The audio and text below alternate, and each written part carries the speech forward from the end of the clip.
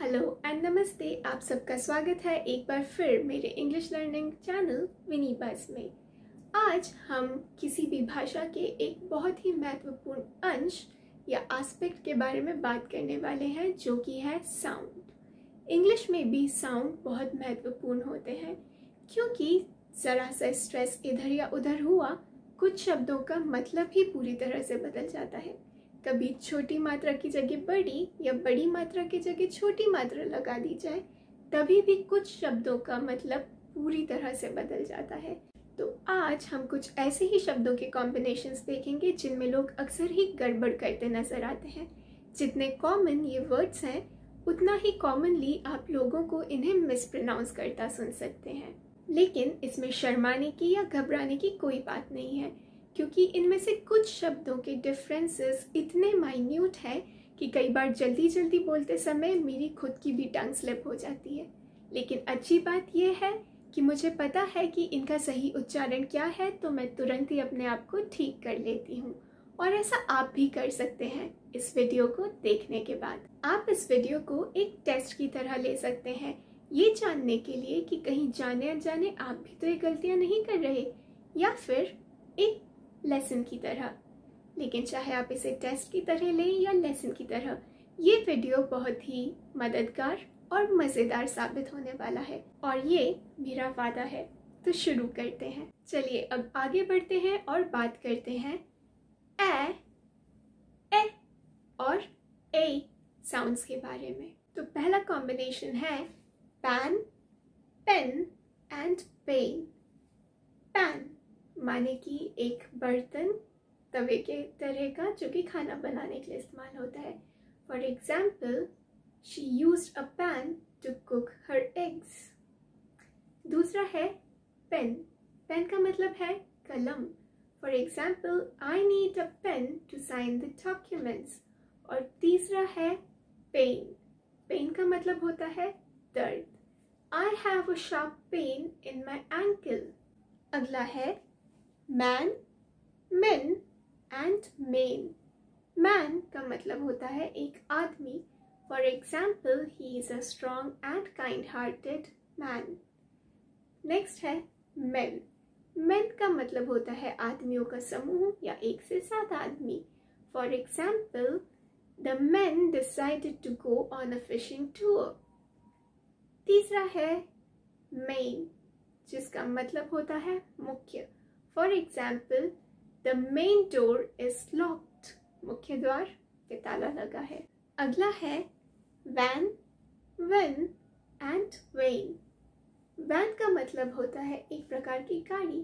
For example, they rented a van to go on a family road trip. अगला है when, यानी कि कब। For example, when are you going to buy a fan? और तीसरा है vein, यानी कि नस। For example, the nurse found the right vein for the injection. अगला कॉम्बिनेशन है bad and bad. Bad का मतलब होता है बुरा। For example, smoking is a bad habit. और bed का मतलब होता है पलंग। For example, you can sit on my bed. अगला कॉम्बिनेशन है टैप एंड टेप। टैप का मतलब होता है नल। For example, she called a plumber to fix the leaking tap. Tape का मतलब होता है सेलो टेप, या फिर टेप रिकॉर्डर भी हो सकता है। So for example, she used a cello tape to wrap her gift securely. अगला कॉम्बिनेशन है ऐप एंड एप। ऐप का मतलब होता है एप्लीकेशन, जैसे कि आप अपने मोबाइल में इस्तेमाल करते हैं। For example, I downloaded a new app to manage my daily task efficiently. Ape का मतलब होता है एक तरह का बिना पूंछ वाला बंदर। For example, the app at the zoo was highly intelligent and curious. अगला कॉम्बिनेशन है कैन एंड केन। कैन का मतलब होता है ये। For example, she opened a can of soup for lunch. Can का दूसरा मतलब क्षमता या सामर्थ्य या अनुमति मांगना भी हो सकता है।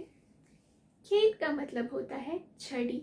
For example, he started using a cane to walk after his injury. अगला है get and gate. Get का मतलब होता है पाना. For example, I need to get some groceries on my way home. Gate का मतलब होता है द्वार या दरवाज़ा. For example, please don't forget to close the gate when you leave. अगला है back and bake. Back का मतलब होता है पीठ. For example, I have a back pain.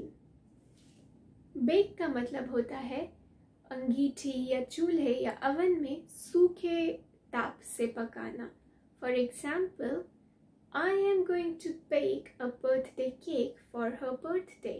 इस सेगमेंट का लास्ट कॉम्बिनेशन है hat and hate. अक्सर लोग इन्हें भी मिक्सअप कर देते हैं.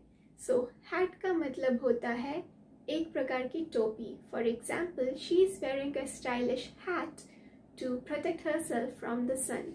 और hate का मतलब होता है नफरत. For example, I don't hate anybody. और इसी के साथ इस वीडियो को मैं पूर्ण विराम देती हूँ.